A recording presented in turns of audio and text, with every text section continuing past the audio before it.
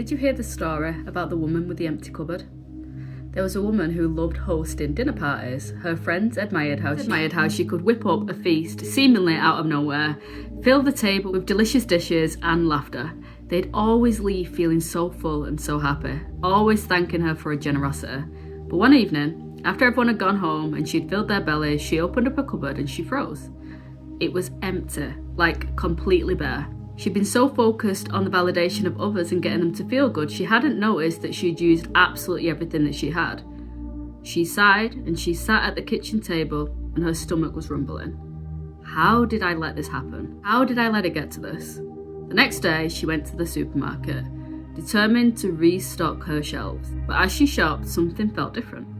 She realised with every item that she picked up, it wasn't for the guest, it was for herself.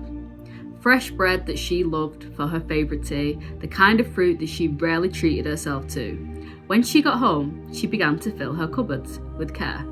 For the first time in a long time, she cooked a meal just for herself. She sat alone at her table, the food warm and comforting, and realising how long it had been since she poured into herself instead of giving to everybody else.